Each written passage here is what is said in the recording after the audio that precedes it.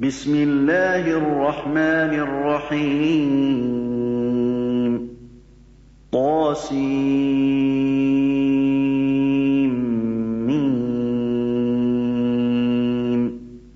تلك آيات الكتاب المبين لعلك باخع نفسك أعوذ بالله من الشيطان الرجيم بسم الله الرحمن الرحيم الحمد لله ثم الصلاة والسلام على أشرف المرسلين سيدنا محمد وعلى آله وصحبه وسلم. Chers croyants et croyants en Allah, nous voici encore ce jour samedi à notre rendez-vous d'essai d'interprétation des versets du Coran. Et c'est parce qu'Allah dit ou Alladhi anzala alayka al-kitab. C'est certes Allah qui a révélé le Coran à toi, le prophète Muhammad. Minhu ayatu muhkamat unna ummul kitab wa uharu mutashabiha fa amma alladhina fi qulubihim zaygun fayattabi'una ma tashabaha min ibtiga al-fitnat wa ibtiga ta'wili wa ma ya'lam ta'wilahu illa Allah. Il y a souvent des gens animés des intentions subjectives qui essaient d'interpréter les versets du Coran pour satisfaire leurs besoins. Allah dit en dehors d'Allah, personne ne peut interpréter ces versets. Aujourd'hui, ce jour encore, à l'heure où les croyants musulmans se préparent pour le départ du Hajj, un des piliers de l'islam. Allah dit Al-Hajj Ashhur Ma'lumat. Allah dit le pèlerinage c'est une date pendant des mois connus. Allah dit Ashhur Ma'lumat. Faman farada fihinna al-hajj wala rafasa wala fusuka wala jidala fil hajj. وَمَا تَفْعَلُوا مِنْ غَيْرِ يَعْلَمُهُ اللَّهُ وَتَزَوَّدُوا. Allah dit préparez le Hajj. La préparation qu'Allah vous conseille, chers pèlerins, c'est d'informer les parents, c'est se débarrasser de vos petites idolâtries, les talismans, les charlatans que vous avez dans vos maisons, car vous allez prononcer l'unicité d'Allah. Labbaik Allahumma labbaik. Quand vous êtes animé encore des intentions de shirk, de petits shirk, avec toujours des talismans, des amulettes un peu partout, la fréquentation des charlatans, les anges vont répondre là, la baïk alak. On n'accepte pas ton la baïk. Allah dit Watazawadu fa inna khayra zadi taqwa. Ce qu'Allah veut dans votre préparation, c'est la crainte d'Allah. Informer les parents, les proches, les amis, juste dans l'intention de demander pardon au cas où dans vos relations vous avez péché entre vous. Et débarrassez-vous de vos petites idolâtries. Finissez avec la fréquentation des charlatans. Le samedi passé donc, dans notre essai d'interprétation, toujours Surat Naml, la sourate des abeilles.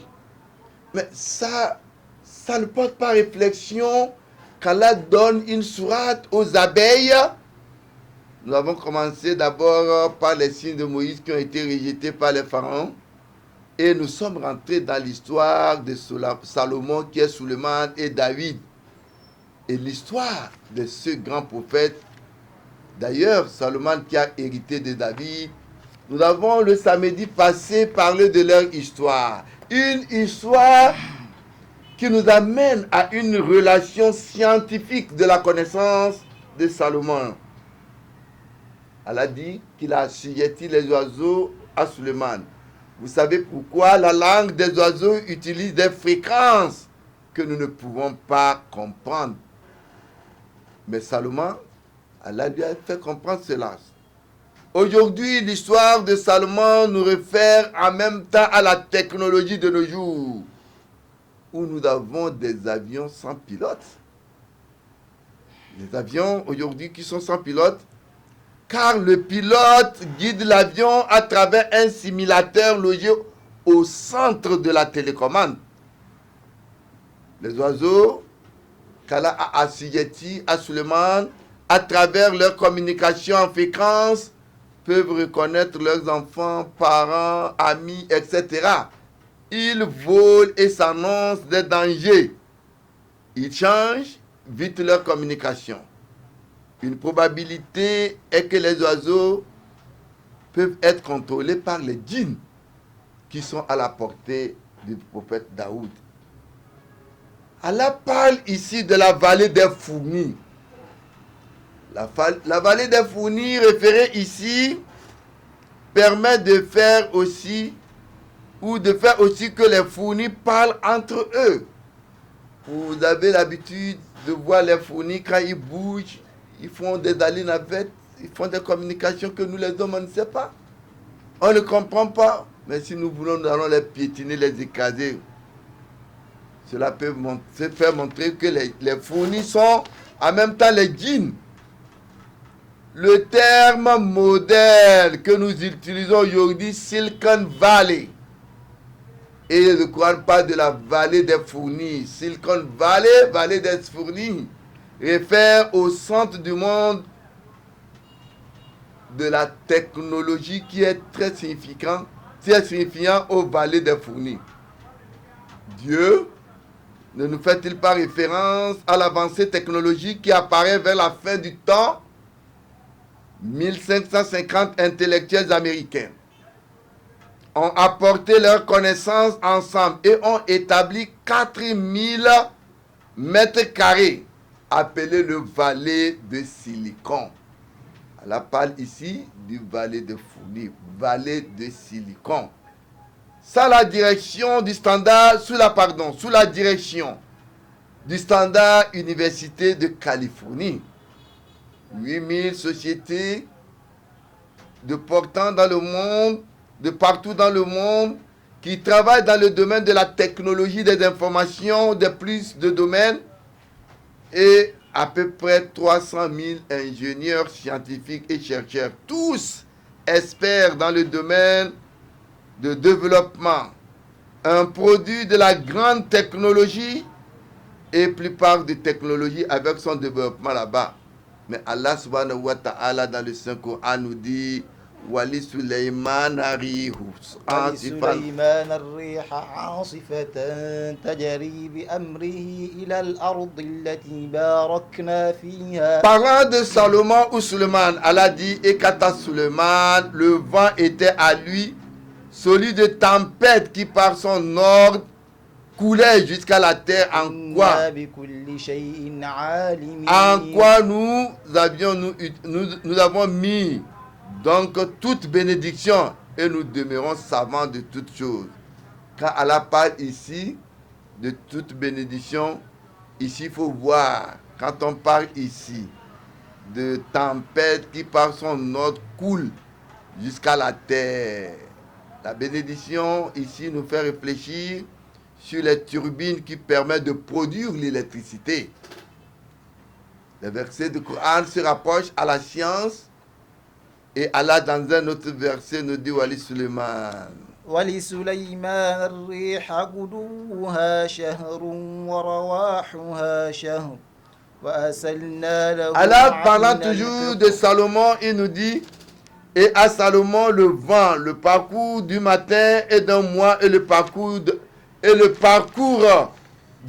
d'un mois. Allah dit l'œuvre de Salomon est décrit de surhumain. Allah, dans ces versets, il nous dit nous avons fait couler la source de cuve. Dans un verset, il dit wa asadna lahu ayna al-kitab. Allah dit que nous avons fait couler la source de cuivre. Le cuivre, dans la génération du courant électrique, nous constatons que le cuivre conduit donc l'électricité. D'où la connaissance de Suleiman peut être valablement liée à la science et à la technologie qui est aujourd'hui connue.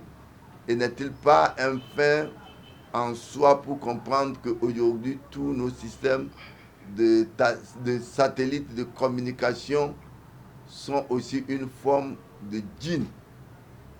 Comme dira un vieux qui disait que les vieux et les blancs aussi ont des talismans. Pour lui, ce jour, en tant qu'étudiant à qui, en 4e année, a appris comment on fabrique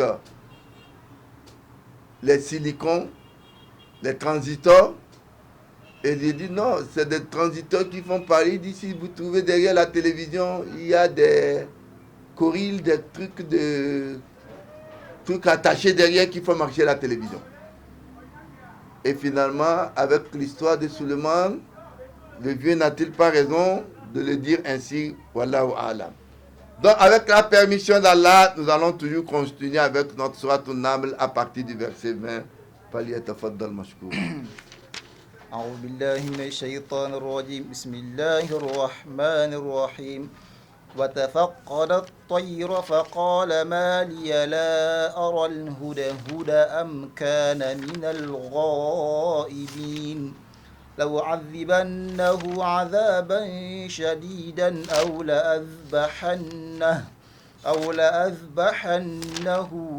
أو ليأتيني بسلطان مبين فمكث غير بعيد فقال أحطت بما لم تحط به وجئتك من سبأ بنبأ يقين إني وجدت امرأة تملكهم وأوتيت من كل شيء ولها عرش عظيم وجدتها وقومها يسجدون للشمس من دون الله وزين لهم الشيطان أعمالهم فصدهم عن السبيل فهم لا يهتدون ألا يسجدوا لله الذي يخرج الخبأ في السماوات والأرض ويعلم ما تخفون وما تعلنون الله لا إله إلا هو رب العرش العظيم قال سننظر أصدقت أم كنت من الكاذبين اذهب بكتابي هذا فألقه إليهم ثم تول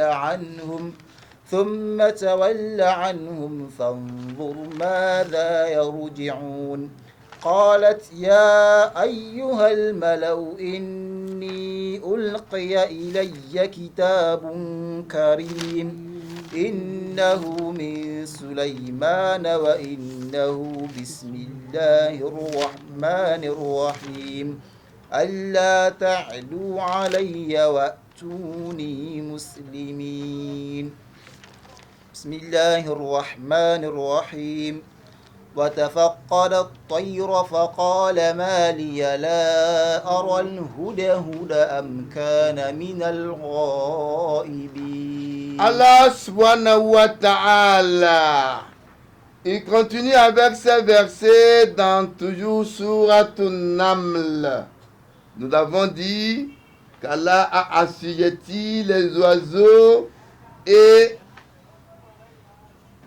les djinns au prophète David, ou Daoud, Suleiman, pardon. Il commandait les djinns, il envoyait les oiseaux.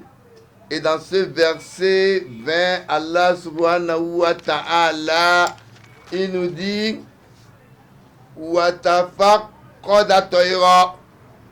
et il passait en revue les oiseaux, puisqu'il les commandait. Faqala ma liya la ara al-hudhuda am kana min al-ghaibin. Puis il dit oui, je n'ai pas pu voir la huppe, la présence de la huppe hudhuda. Est-elle des absents? ce verset nous fait comprendre que Salomon, et en même temps, quand il disait cela, il va plus loin au verset 21. Allah dit, لأعذبنه عذابا شديدا أو لأذبحنه أو ليأتيني بسلطان مبين. Allah, parlant de cet oiseau Hudouda, il dit très certainement, je le châtierai d'un grand châtiment, ou très certainement le gorgerai, ou bien où elle m'apportera une raison évidente à le Hudouda. Ce verset 27, ce verset du chapitre Naml 20 à 21 nous fait comprendre que Salomon ou Suleiman inspectait son armée, car les oiseaux et les djinns étaient les armées de Solomon. Il inspectait son armée régulièrement afin de remarquer tout problème immédiatement. Et ceci pour préserver la discipline, car le verset nous fait comprendre que Hudouda était absent sans permission. Ainsi, la rigueur que vous trouvez dans l'armée, un inférieur ne peut pas quitter une troupe sans permission. Et sans permission ni information. Ceci nous montre donc l'indiscipline qui n'est pas tolérée dans toute armée. Ici, Suleiman nous enseigne la leçon de la discipline militaire. Et étant avec les oiseaux et les djinns, quand il n'a pas vu Hudouda, telle a été donc sa réaction dans le Saint-Coran. Nam. فمكث غير بعيد فقال أحطت بما لم تحط به وجئتك من سبأ بنبأ يقين. Allah subhanahu wa ta'ala nous dit فمكث غير بعيد فقال أحطت بما لم تحط به وجئتك من سبأ بنبأ يقين. Mais elle n'était pas restée loin. Hudouda n'était pas restée loin. Elle dit, en effet, j'ai cerné ce que tu n'as point cerné, et j'apporte de Saba une nouvelle certainement. Ici, Saba, c'est dans le Yémen, de l'Arabie du Sud. La Sheba, dans la Bible de Genèse 10, 28, c'est le royaume de la célèbre reine de Saba, appelée Bilqis dans le Coran, dans la littérature, bien sûr, musulmane. Alors, il dit, n'étant pas loin, que lui, il lui apporterait donc, qu'il aurait cerné ce que toi, prophète Suleiman ou Salomon, tu ignorais de ce peuple-là. Non. إني وجدت امرأة تملكهم وأوتيت من كل شيء ولها عرش عظيم. Voilà ce que disait Hudouda au prophète Suleiman. Il dit, là où elle est partie, elle dit, Inni wajjatu murata tamlikuhum wa utiyati min kulli shay'in wa laha arshun azim. Oui, très certainement. Il dit, oui, j'ai trouvé qu'une femme y règne, cependant que toute chose lui a été donnée et elle a un énorme trône. Ici, parlant de toute femme ici, une femme ici, ce n'est rien d'autre que Bilqis, qui était la fille de Charabi. Son papa, avant elle, avait un pouvoir et il avait une royauté qui était large. Et une armée très puissante. Dans la région, personne ne pouvait égaler l'armée de Bilqis, qu'elle a hérité de son père. Mais elle avait dans ce royaume,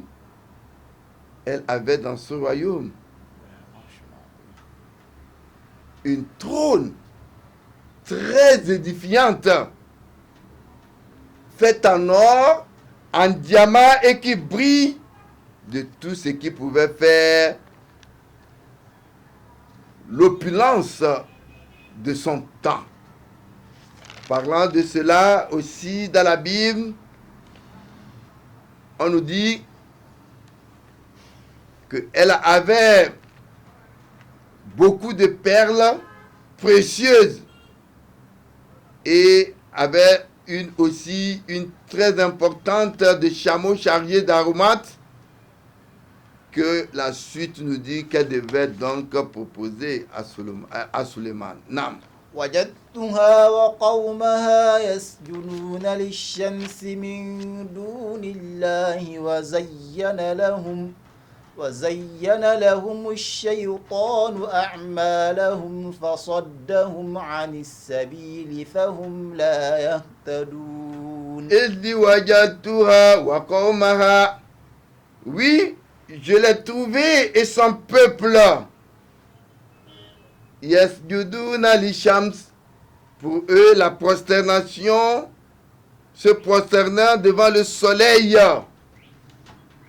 Min dunillah wa zayyana lahum shaytanu a'malahum fasaddahum an sabili fahum la yahtadun. Au lieu de se prosterner devant Dieu le Tout-Puissant, se prosterner devant le soleil.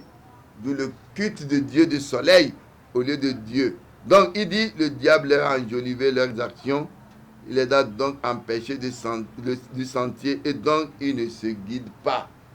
Ce peuple, au lieu de se prosterner devant Dieu, avait trouvé que plutôt pour eux, c'est le soleil qui devait être leur Dieu. Et ils se prosternaient avec la reine Bilqis pour adoration au Dieu du soleil. Nam. ألا يسجدوا لله الذي يخرج الخبأ في السماوات والأرض ويعلم ما تخفون وما تعلنون. Alors, surpris, le prophète Salomon nous dit Allah yasjudu lillahi alladhi yuhrijul haba fi samawati wal ard wa ya'lamu ma tuhfuna wa ma tulinun. Que ne se prosterne-t-il devant Dieu qui fait sortir ce qui est caché dans les cieux et la terre et qui sait ce que vous cachez et aussi ce que vous divulguez. الله لا إله إلا هو رب العرش العظيم. Alors Salomon de dire Allahu la ilaha illahu. Quand on parle de divinité, de Dieu, Dieu, point de Dieu que lui. Là, c'est la négation. Ilaha, de divinité, de vaudou. Il n'y a pas un Dieu qui sera appelé Dieu le Père, ni Dieu le Fils, ni Dieu le Saint-Esprit. Il y a un unique, indivisible Dieu. Allah, ce Dieu-là, il est l'unique, le Seigneur. Point de Dieu que lui. Il est le Seigneur de l'énorme trône. Al-Arsh al-Azim, Rabbul Arsh al-Azim, que de lui le Seigneur de l'énorme trône. C'est sur ce verset où Salomon a appris parler de Bilqis, qui était une reine qui, au lieu d'adorer Dieu, adorait donc à la place de Dieu le soleil avec son peuple, que notre tafsir de ce jour va s'arrêter. Ce que nous avons pu dire de bien d'Allah. Les imperfections sont nos manquements. إنهم يقولون ما لا يفعلون